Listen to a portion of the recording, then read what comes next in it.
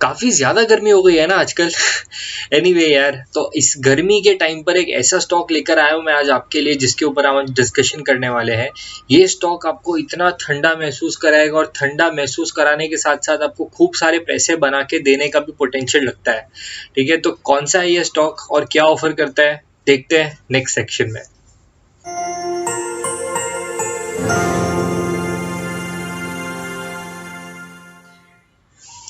Hi everyone, मैं सिद्धांत आपका स्वागत करता हूं चैनल में जिसका नाम है Finvestshala, and I am very happy to see you all दोबारा। तो यार आज हम एक ऐसे स्टॉक के बारे में डिस्कस करेंगे जो कि अपने नेचर में बहुत अलग है। ठीक है, इनफैक्ट मेरा इसके बारे में ये ओपिनियन है कि देखिए, मार्केट में ना ऐसा बहुत कम होता है कि कोई बहुत बड़े रीजन के ना होने पर भी कोई स्टॉक करेक्ट करता है अच्छा खासा, और उसके बाद में बिजनेस साइकिल के हिसाब से वो चलता है। तो ये स्टॉक वैसा ही है। ऑब्वियसली आप लोग देख ही चुके होंगे कि जो स्टॉक के बारे में आज हम डिस्कस करेंगे वो स्टॉक है वर्लपूल। ओके, और काफ़ी इंटरेस्टिंग फैक्ट्स मैं इस वीडियो में कवर करूंगा, तो इस वीडियो को पूरा देखिए क्योंकि बहुत इंफॉर्मेटिव चीज़ें मैं आपको बताऊंगा इस वीडियो में। ठीक है, तो चलिए तुरंत शुरुआत करते हैं विदाउट नहीं टाइम वेस्ट करें।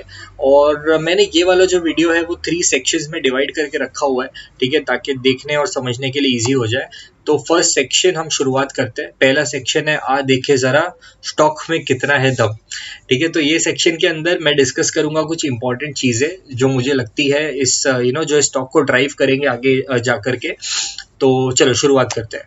तो देखो, मेरे को मोटा मोटी 4 पॉइंट्स इसके अंदर सबसे इंपॉर्टेंट लगता है। पहला पॉइंट मैं आपको बता देता हूँ कि सबसे पहला पॉइंट मुझे लगता है मार्केट ब्रांड नेम।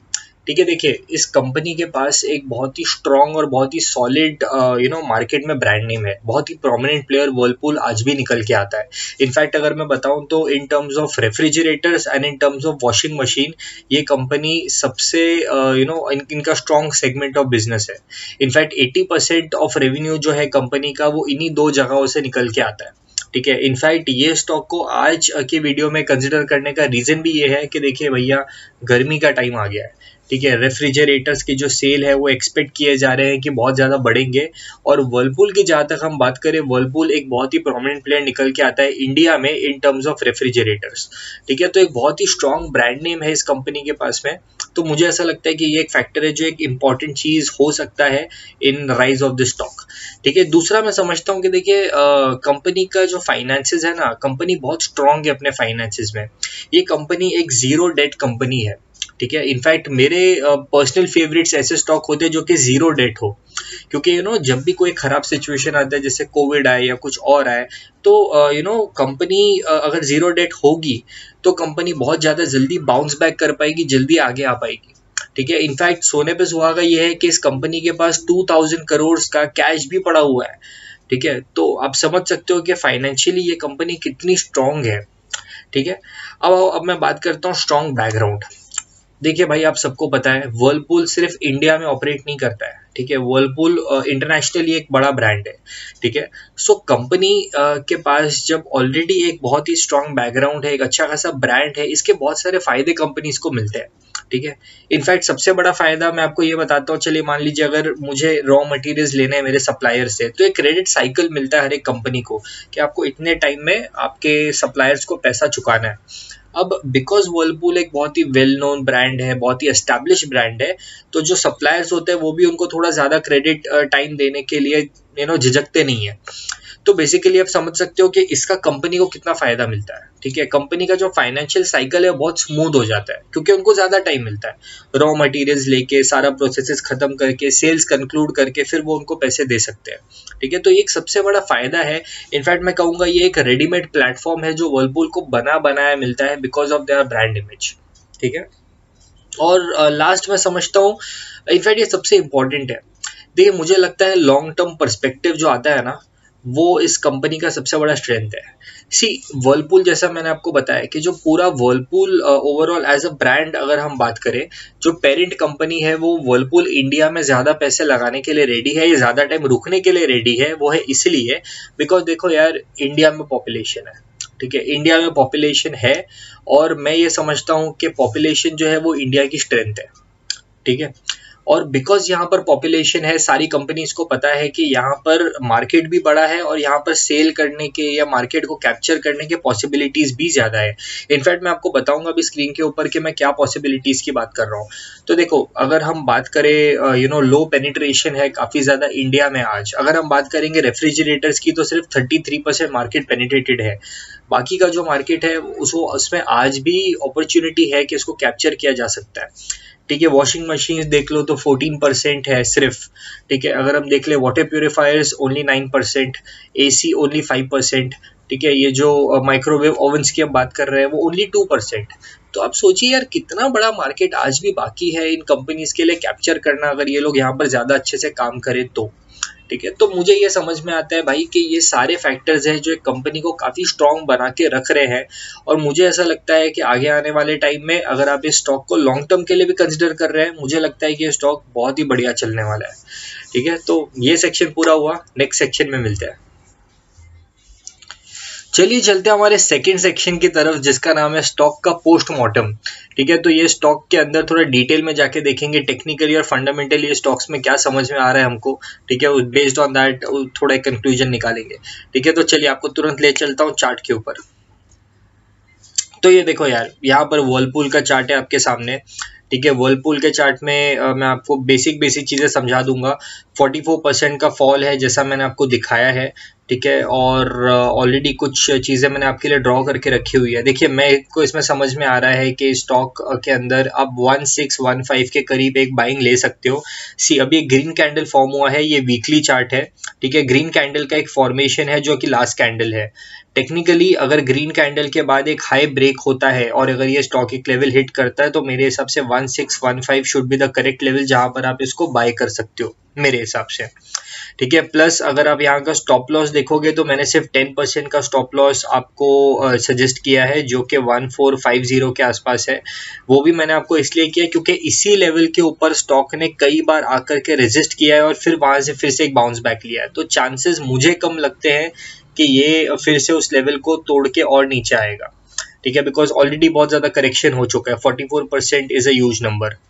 जो टारगेट मैंने आप लोग को यहाँ पे दिया हुआ है वो है 1912 विच इज अप्रोक्सीमेटली 18%। ठीक है, तो ऑलमोस्ट मैं समझ सकता हूँ जितना मैं आपको स्टॉप लॉस बता रहा हूँ उससे ऑलमोस्ट डबल का मैं आपको टारगेट दे रहा हूँ।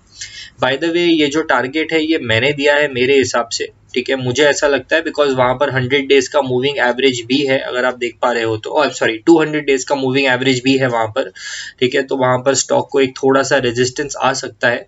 तो मेरे हिसाब से सेफर साइड के लिए मुझे ऐसा लगता है कि 1912 पर आप इस स्टॉक को एग्जिट कर सकते हो अगर आप एक ट्रेडर हो तो। अगर आप लॉन्ग टर्म इन्वेस्टमेंट कर रहे हो तो ऑब्वियसली आप इसको होल्ड भी करके रख सकते हो। ठीक है, तो ये है जो मुझे समझ में आता है। RSI अगर आप देखोगे तो वापस क्लोज टू 37 के आसपास है। तो RSI भी मुझे इस स्टॉक के अंदर काफ़ी ज़्यादा कंफर्टेबल लग रहा है। ठीक है, तो चलो कुछ और चीज़ें भी देख लेते हैं स्टॉक के अंदर। शेयर होल्डिंग पैटर्न देख लीजिए। तो देखिए, शेयर होल्डिंग पैटर्न अगर मैं आपको बताऊं तो देखिए, प्रमोटर्स जो है 75% होल्ड कर रहे हैं आज भी। मतलब प्रमोटर्स को बहुत ज़्यादा मैं समझता हूं कि कंपनी के ऊपर होप्स है। वो ज़्यादा पैसा अपने साथ रखना चाहते हैं। ठीक है, DII की अगर मैं बात करूँ तो 11.42% की होल्डिंग्स है। पब्लिक के पास 10.45% है। FIIs के पास 3.13% की होल्डिंग्स आज है। ठीक है, कुछ और की पैरामीटर्स मैं आपको बता देता हूँ। तो ये देखिए, ठीक है, कंपनी एसेंशियल्स की अगर मैं बात करूँ तो जो इंपॉर्टेंट पॉइंट्स है वो कवर कर देता हूँ। ठीक है, फेस वैल्यू कंपनी की 10 है जो मुझे काफ़ी रीजनेबल लगती है। ठीक है, कंपनी का P है जो मुझे थोड़ा सा हाई लगता है, उसका मैं आपको रीज़न बताऊंगा। ठीक है, कैश जैसा मैंने आपको लास्ट टाइम भी बताया, कंपनी के पास अराउंड 2000 करोड़ का कैश ऑलरेडी पड़ा हुआ है। डिविडेंड यील्ड कुछ खास नहीं है। ठीक है, डेट जीरो है जो कि मुझे सबसे अच्छा लगा इसके अंदर। ठीक है, ROE ROC की अगर हम बात करें तो हम ROE देखेंगे बिकॉज कंपनी जीरो डेट है। ठीक है, सो 12.66% जो कि मैं डिसेंट समझता हूँ। ठीक है, एंड ऑब्वियसली प्रॉफिट ग्रोथ के अंदर थोड़ा फॉल आया है। ठीक है, जिसके वजह से ऑब्वियसली स्टॉक गिरा है काफ़ी टाइम तक और मुझे लगता है अब इसके मतलब अच्छे दिन आने वाले हैं। ठीक है, तो ये हो गया कंपनी एसेंशियल्स। पहले मैं आपको ये समझा देता हूँ मुझे PE क्यों महंगा लग रहा था। तो देखिए, अगर आप पेयर कंपैरिजन उठा के देखते हैं तो देखिए मैं आपको बताता हूँ। किसी क्रॉम्पटन ग्रीव्स जो है उसका पीई रेशियो अगर आप ध्यान से देखोगे तो 37.53 है, ठीक है। हालांकि वो अगर मैं देखूँ तो मार्केट कैप में वर्लपूल से भी बड़ी कंपनी है।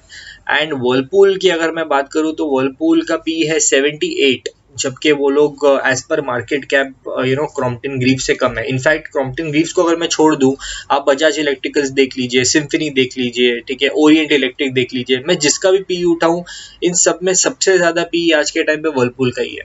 तो मुझे वैल्यूएशन के हिसाब से थोड़ा सा एक्सपेंसिव लग रहा है, बट आपको पता ही यार, अच्छी कंपनी है, बड़ी कंपनी, तो वैल्यूएशन तो ज्यादा मांगेगी, ठीक है। चलिए इसका हाल देख लेते हैं, प्रॉफिट एंड लॉस पे क्या चल रहा है। तो सी प्रॉफिट एंड लॉस पे अगर मैं देखूँ तो 2017, 18, 19 एंड 20 तक भी राइज आया था। 2021 में कोविड की वजह से थोड़ा सा फॉल एंटिसिपेटेड था ही।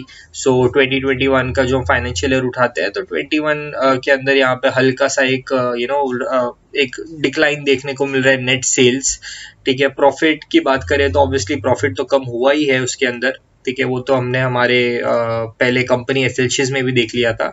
तो 17 से 18, 18 से 19 और 19 से 20 प्रॉफिट में राइज था। 21 में इसके अंदर एक फॉल आया है, विच आई फील के सूनर और लेटर ये ब्रिज कर लेंगे ये गैप। इनफैक्ट देखो यहाँ पर अगर मैं आपको बताऊंगा तो 2021 में हमको फॉल ही दिखेगा। So let us go towards हमारे क्वार्टरली रिजल्ट्स, और वहां पर हम देखते हैं कि यहाँ पे क्या सिचुएशन चल रही है। तो देखिए क्वार्टरली रिजल्ट्स में अगर मैं देखूंगा तो नेट सेल्स 2020 से 21 इंक्रीज हुआ है, दिसंबर से मार्च, ये क्वार्टर है, ठीक है। मार्च 21 से जून 21 में गिरा, जून 21 से सितंबर 21 में वापस एक राइज आया है, और दिसंबर 21 में फिर से एक फॉल आया। अब जो ये समझ में आता है ना मुझे कि ये जो कंपनीज होती है गर्मी के सीजन में उनके सेल्स बढ़ना चालू होते हैं, तो दिसंबर से उनका एक राइज आना चालू होता है। तो अगले क्वार्टर से मुझे इसमें क्वार्टर बेसिकली जो फोर्थ क्वार्टर अभी जो निकला, तो क्वार्टर 1 एंड क्वार्टर 2 मुझे इस कंपनी के जो रिजल्ट्स है बहुत अच्छे लग रहे हैं, ऐसा होगा मुझे ऐसा लग रहा है, ठीक है। तो देखिए दिसंबर में जैसा अगर आपने देखा तो दिसंबर 2020 से लेकर के मार्च 2021 तक उनके प्रॉफिट्स और सेल्स सब कुछ बढ़ा हुआ है, ठीक है। तो same way can happen over year also. जब हमको इस क्वार्टर के रिजल्ट्स आएंगे तो मुझे ऐसा लगता है कि यहाँ से दिसंबर से जब हम मार्च की तरफ जाएंगे तो बेटर सेल्स के नंबर निकल के आ सकते हैं, बेटर प्रॉफिट निकल के आ सकता है, ठीक है। सो मुझे ये समझ में आता है सेल्स का जो साइकिल है वो ऐसा चलता है, बिकॉज ये कंपनी प्रोडक्ट्स ही वो बनाती है जहां पर गर्मी के अंदर ज्यादा काम होता है। तो चलो अब तुरंत चलते हैं हमारे लास्ट और थर्ड सेक्शन की तरफ, जिसका नाम है कुछ तो ब्रोकर्स कहेंगे। ब्रोकर्स का काम है कहना, नहीं लेकिन इनको थोड़ा सुन लेंगे, बिकॉज कोई लोग ऊपर के टारगेट देते हैं, कोई लोग नीचे के टारगेट देखते हैं। हमको अपने दिमाग के हिसाब से काम करना है, लेकिन इनके टारगेट्स को हमको एक रेफरेंस पॉइंट से यूज करना है।